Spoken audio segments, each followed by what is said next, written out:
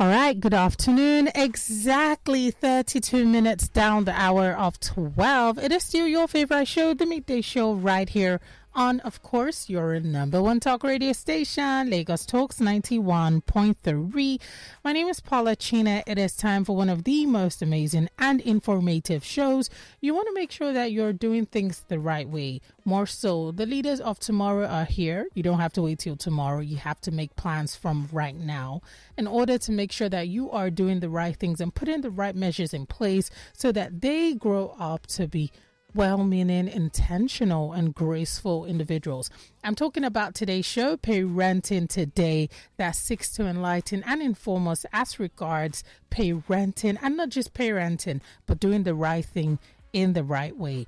I'm no parenting expert, but thankfully, my pilot, I'm the co-pilot here, and she's my co-host on the show. She's an expert. She is not just the ordinary mom, but she is a parent who has invested so much in the art of parenting and family relationship issues. And she has come back after doing immense research, constant updating, to grace us and generously offer us some of that amazing, priceless wisdom. She's going to be sharing that more so. She's the CEO of LagosMums. Her name is Miss Yetty Williams. Good afternoon, Miss Yetty. Good afternoon, Paula. How are you? I'm great. How are you? I'm fine, thank you. It's good to hear from you. You always sound so beautiful. Guys, if you think she is just all beauty and brains, wait till you see her. You would now know grace in a human form. I'm not hyping you. I'm serious, Miss Yetty. You're amazing at what you do. Thank you, darling. You're welcome. All right, Miss Yetty, today's topic, as always, is interesting. And I've not seen this type before, so I'm like, But I like that you move with the times. Now, today's topic is how to avoid social media brain drain this summer. Miss Yetty, so many parents like me, I'm wondering, what would a child be doing for, this whole period? You want to make sure they're not idle, yet you don't want to overwork them. And then unfortunately, in Nigeria these days, adults don't have jobs. So any job you're trying to make a child, hold down, might even see them doing child labor. It's just very scary. I know I asked someone, should I register her at a library here on Awolowo Road? I've just been confused, but I look forward to hearing today's topic. Yes. It's the summer, long holidays, long vacation, whatever you call it, right? But children will soon be on holiday from anytime from now, really. Yeah, July. July till end of August, thereabouts. Mm-hmm. So for quite a lot of children, they're having anywhere from 6 to 8 weeks of total leisure time. And yes, summer is a great time for children to take a break between, finishing a school year, going into the next school year. And it's always been the issue around how do you keep children busy during the summer? Pre-digital, for most people, you would spend a lot of time riding your bikes, playing outside, building sandcastle, going to your cousin's house, going to your friend's house, neighbor's house. That was a lot of how a lot of us spent our summers growing up. Or maybe if you were a family that would travel, you would travel and then maybe do things in a different part of the world. However, the reason I'm talking about the social media brain drain is because we're no longer pre-digital. We're fully in a digital world, which means that a child today who is bored, who has access to the internet, and who has any kind of device is likely to go down the rabbit hole of spending excessive screen time on various platforms, doing various things. I know we all know that proverb that says, the devil finds work for an idle mind or something like that. True. And the truth is, if a child, and most parents during the holiday, they don't even know what to do with the kids. The kids are at home from morning to night every day. So if a child is going to be quiet and be on a device, the parents are probably thinking, at least the child is not disturbing me. The child is not saying, "No, I'm bored. Mommy, what are we going to do? Daddy, where are we going to go?" So some parents might actually encourage the child to spend time on screens, thinking that at least the child is not disturbing me, right? Now, the issue with this is if a child, we've always on this show talked about the negative effects of excessive screen time, right? True. We're not saying screens are good or bad. They are good and bad. It's about how you use it. The issue we usually focus on is when it's excessive. When it's excessive means that the child is using it so much, it's starting to affect other parts of, their development. And over the summer, a child who's allowed to just sit on social media, particularly is what we're talking about today, and spend hours every single day just scrolling. Oh. It is not ideal at all, right? So it's not just to say, hey, I don't want my child to be on social media all day. It's to talk about why it is a problem. Okay. Right? So a few reasons why it's a problem. Should I go into that? Yeah, please. I love to know, because to be fair, Miss Yetty, I just felt like, I know I'm wrong, but, we'll say things like, oh, they've had such a long year, one whole year, and this summer they can just kick back and do their TikTok. Like, I mean, they're meant to be following like child-friendly, age-appropriate accounts, so it's not really a danger. It keeps them occupied. So I'm keen on knowing what we should do. Yeah. So the truth is there's actually something that's been documented and researched called the summer slide. Oh. The summer slide typically means that children who are not engaged in a positive way over the summer holiday, when they get back to school, they've actually lost learning. Cognitively, they've declined a little bit. And then when they resume in the next school year, it takes them so much longer to transition back into a learning mode. Oh, wow. So research and even teachers, they would advise that you want to keep your children engaged in something positive over the summer holiday to help reduce the loss of learning, to help reduce the cognitive decline, and to help reduce an increase in risky behavior. Because when a child is using the example you use with TikTok, TikTok provides something called short form content. Right? True. Short form content typically is not engaging your brain or your learnings in any way. The videos are so short. Most of them are less than 1 minute. True. That is like frying somebody. That's like eating donuts, very sugary donuts every day, back to back, back to back, back to back. What are you doing to your body? It's the same equivalent when somebody is just consuming those short videos back to back, hours upon hours, days upon days. It is very negative to the child's developing brain. It increases deficiency in attention. So when you think of it that way, you realize actually there's no way any child should be allowed to have 4 to 6 weeks of excessive time on, even if they're following child-friendly accounts, whatever that is. And the truth is, we know that many times all kinds of nonsense shows up on the For You page, right? True. Even if you are following a child-friendly page and you are constantly watching content that's just cats or somebody dancing all the time, and you're not feeding your brain with anything engaging, the brain is not growing. And then that child will start school the next year. Teachers can tell. They tell me, they said they can tell the child who did something engaging over the summer and was learning a little bit versus the child that didn't do anything at all. But how can they tell? Consuming nonsense content. How can they tell? Is it that, I know you mentioned the child might struggle to pick up the pace in school. Is that the only thing, or do they suffer distraction? Okay, yeah, please. Yes. So first of all, they notice that the child struggles with focusing in class. Because the child's brain, remember I was talking about like eating donuts every day. Okay. What it does to your body. So now imagine your brain has been used to just junk, because essentially watching that kind of short videos is like junk for the brain. So if that's what you've gotten used to, when you go to class and then the lesson is how long? 60 minutes minimum. Oh, you might be restless. They can't even concentrate. They're so restless. They're like, oh my God. But you've given them 6 or 8 weeks of that's all they were doing. So when they now come to class, they have to listen. They have to make notes. They have to do homework. They have to engage. A lot of them can't even sit still enough to participate in class. So that's an example where teachers have definitely said they can see the child who was engaged over the summer. And when we say engage, we're not saying go and do lessons from morning to night and be doing academic lessons all day. No. Some ways to engage a child effectively over the summer includes things like they should be reading physical books.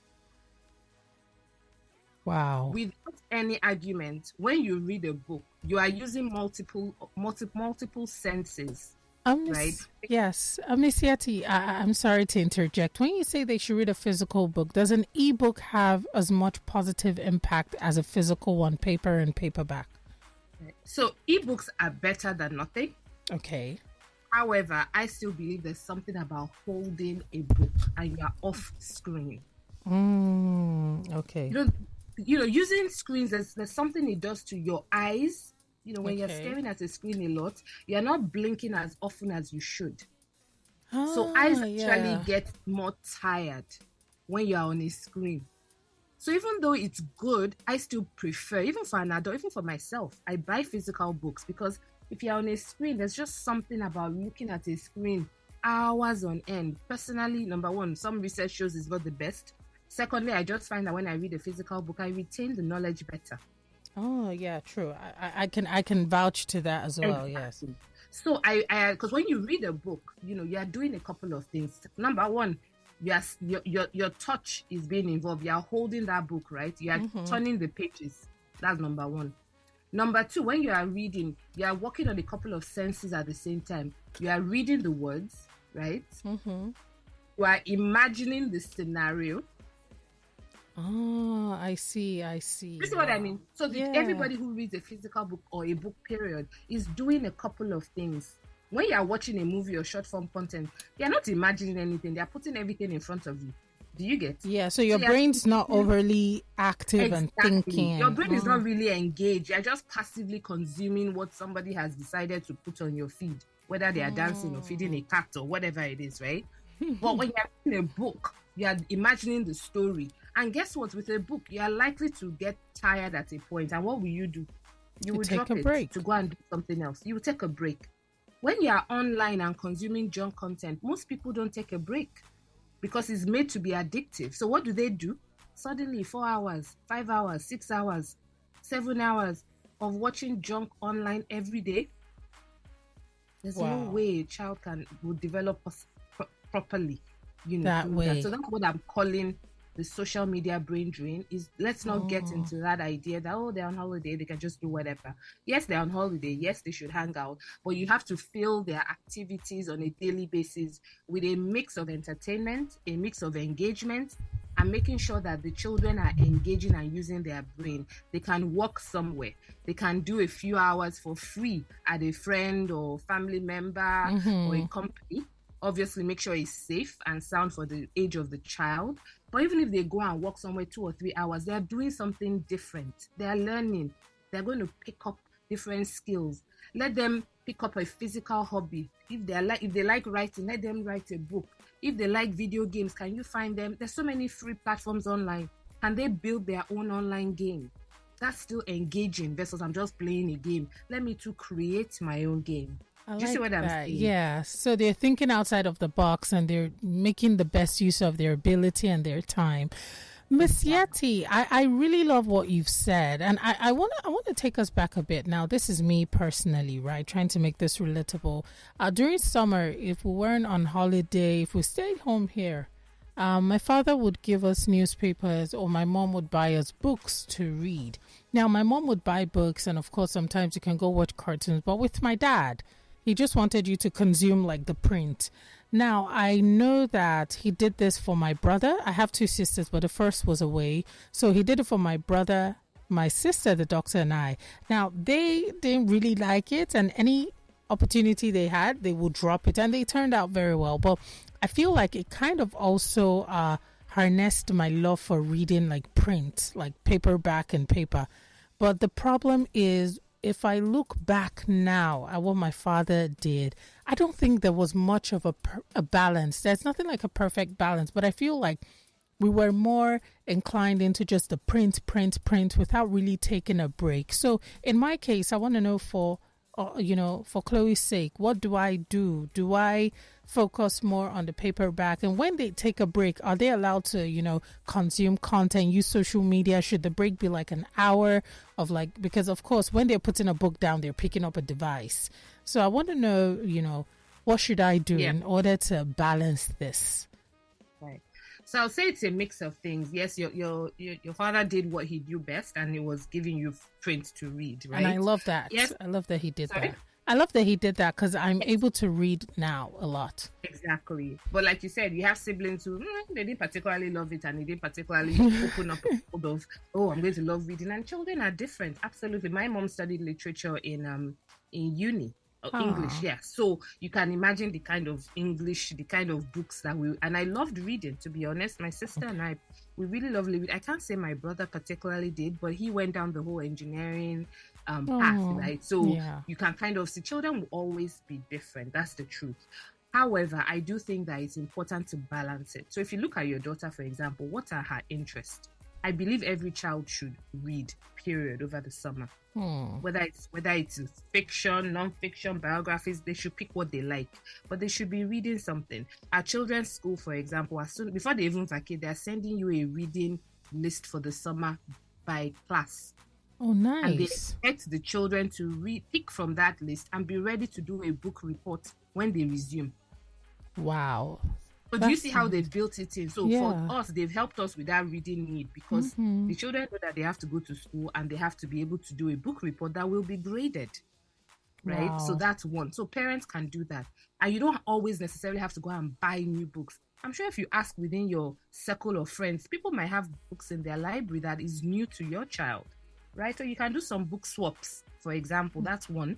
Secondly is there anything extracurricular your child can get involved in? Some children who love sewing, this can be a time to learn sewing. Some children who love dancing, even on this TikTok, maybe they can get into learning how to edit videos. And all of this, mind you, by the way, they can use screens for some of this. So a child, for example, who wants to learn to edit videos, they are not going to physically go and pick up a camera, right? They are going to take the content or the video footage, and they are going to use apps or different tools that are probably on a laptop to edit. Do you see what I'm saying? So that's also screen time, but that's a very different use of screen time than consuming passive content that's not doing anything to feed your brain. Another thing you can do based on the age of the child is the child can go and work somewhere, follow you to work. Even if it's 1 or 2 hours. Remember over the summer now and then I would bring my children to the studio. Oh, yeah, definitely. Yeah, it was for nothing else than let them just see something different. Even that is engaging their brain, like, oh, wow, look at all the buttons that they use in a radio station. Do all those buttons do something? That is engaging. Wow. Right? So my point being, I think parents need to just get curious, and rather than say, oh my God, I don't know what to do with these children. If that's where you start from, it's very rare. Do you see what I'm saying? That you'll be actively thinking, okay, so we have summer. How are we going to break our day? Children will wake up maybe 9, 10. They will eat till about noon. Then maybe from noon to one particular time, you have them doing something. You also want to get them active. That's one of the other. Social media brain drain can lead to a child who just sits on their butts and behind all day on a couch. True. That is healthy. So get them to go for a walk. Get them to work out. Get them to, move their body. So by the time you put some of all of these things in place, then let them visit their friends and cousins, grandma. Maybe this can be a time when they don't have time to see family as much during the school term because of homework and all of that. This is a time to go and visit people. Make it a plan that, okay, we're going to go and visit more people, hang out, play board games. You can really make it fun. And this rule works whether or not your children stay local or they go on vacation and travel. Because some people will travel and they'll just sit down in front of a television wherever they travel to. For me, that's waste of money, to be honest. If you're going to travel, make sure you are immersing yourself in the culture of where you're going to. Visit museums, things like that. Miss Yetty. By saying, okay, have a plan, because if you have a plan, then it's likely that your child will not be a victim of social media brain drain, where they consume so much junk, so much short form content that their brains are not growing during that period. And then when they start school the next year, they are the children that might struggle. It can take them a month to settle. Versus the child that was engaged actively, usually those ones slide right in to the new school year very easily. Wow. Amazing. Thank you so much. For those who might have a question or two, Feel free to send your questions very quickly. I saw someone was calling while Miss Yetty was still explaining. You can quickly call back. The numbers you can call on 0809 234 5913. You can call 0809 191 3913. You might have questions or you're trying to come up with the best plan for your child this summer. Remember, it is quite true that an idle mind is the devil's workshop. Now, you don't want to, overwhelm them with the wrong activities. But if you're trying to find out, just like me, Miss Yetty, I'm still thinking, what can I do with Chloe? You can bring your questions. So very quickly, Miss Yetty, I know that sometimes I bring Chloe to work. She can wait while I do my thing.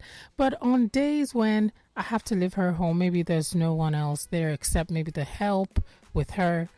What can I do? What can I do besides giving her a book or hoping she doesn't consume so much of TikTok and all of these apps or YouTube? What can I do just to put measures in place? Absolutely. So one is you could still put time limits on her devices. I would still advise you do. So she shouldn't just have, endless time online. I would also say, yes, she's home with the help. Can they help teach her something? Maybe they can teach her to cook. Okay. Or bake. She's been saying she wants to bake some of that. She wants to be a baker. But I'm like, why? You're going to waste bills. No need. Leave all that. She's like, please, I feel I'll be a fantastic baker. And I'm even like, no, you should cook more because me, I like cooking. She's like, Mommy, I prefer baking to cook. But I'm like, you're still young. You're an African girl. I just water it down. But looking at it now, I'm like, maybe I should give her a chance. That's an interest right there. And I think that's why I say we need to be curious as parents. What are our children interested in? Of course, I wouldn't say she should only bake and not learn to cook. If she prefers to bake, doesn't mean she shouldn't learn to cook. So you can mix it up now. All right. She can pick what she wants. All right. And then she can also learn to cook from maybe the help at home with her. Tammy here says, does Miss Yetty have any suggestion for the best kind of summer camp a child aged 7 to 11 should attend? That's a great question. And at that age, I'll say you want to send them to camps. If you already know some of their interests, that's a good way to pick it. Otherwise, you want to consider camps that make them engaged. So you could do STEM camps, these robotics, learning to code, learning to use technologies in a way that's innovative. That can be an example. You could also enroll them in camps. I know that there are more camps popping up that are teaching children our culture, because I know there's a bit of a worry that our culture is, eroding. So there are some camps, for example, that are about storytelling, reading. So there are quite a few. We're starting to put them together on our Lagos Mums website. And what we tend to do every summer is put together a collection of summer camps as we become aware of them in and around Lagos and online as well. And we'll be sharing those. So you can stay plugged. At the end, we send all share the details. But that's one way to see the different types of camps, because there's so many now. There's reading, there's STEM, there's arts and crafts, there's music. There's so many options. So it depends on your interest and your child's interest as well. But Miss Yetty, thank you so much for that. And if we're back to Chloe, if you don't mind, I want to know this baking as well. I see it like, to what end, like it's not like you're going down a career path. You want to be a baker. Can I just stop you there, Mommy? Okay, you can, please. That is such a fixed mindset. I know. That's why I'm seeking help. Yeah, we can't think like that. It might be to no end except the fact that she's just exploring her creativity. But creativity comes at a cost. These materials are like these baking materials. She's at that stage where there's going to be flops, trials and errors. She will fail. She will get it. And I just feel like it's consuming money in this, administration. So why am I going to throw money just so you can figure out, if this is meant for you or not, So I put this back to you. Is there anybody in your life that you know that's a good baker? Yes, a cousin of mine. Yes, she is. Can she go and learn with that cousin? And that cousin is always like, whenever we go there, she's like super pumped up. She doesn't want to leave. Auntie Nini, it's so good. Auntie Nini is that. And I'm like, get over it. Like, that's a nice pie. It's okay. I don't know. I've never really thought about like her learning. I just felt, it was just a passion she would overgrow. Maybe she saw something on Food Network and she was like, kids baking championship. I want to be a baker. Well, I mean, she's 12, so I'm also I thinking. mean, it's not everybody. I watch a lot of baking shows, and I couldn't be bothered. I would never go and try to bake. I'm Okay. like, that's nice, and Yeah. that's where it ends. All of us have different interests, and that's why I say it comes back to parents need to. You have to determine what is blocking you from it. And you said two things already so far. Obviously, if she's going to, in your mind, wasting your money because she's going to be flopping, then do you want to find somebody in her life that can teach her the basics of baking? That's one. Okay. The second option could be, okay, maybe is there, I mean, obviously it might cost money, so it depends on whether it's worth it or not, but is there a baking club? Some of them are even online. Some of them are free. All she has to do is follow some instructions online, follow the steps, and do her own baking at home. So at least she's not wasting mommy's money because the pastries or whatever she bakes turns out bad. Do you see what I mean? But if we're Yeah. always leading with, what's the big deal? Where will it take you? I don't have money for that. I don't have time for that. Then you're not helping the child to explore their interests. So obviously within reason, we have to also face the fact that, yeah, the economy is doing what it's doing, but our children need to find a way to explore their interests. So that's what I would advise. Find someone that can maybe teach her, find some online platforms that she can learn from, and you can decide. Maybe she can't make something that's very expensive, like some French something that needs cheese and all of those things. Maybe you're like, Auntie, we will learn how to make meat pie and fish pie. Do you understand? So you can also do that together. Okay. Okay. All right. Thank you for resetting my brain, the African mom brain. I admit it's always like I'm left confused. Sometimes when I talk to her, I'm like, this is Miss Yetty's department. Like, I can't deal. Please, girl,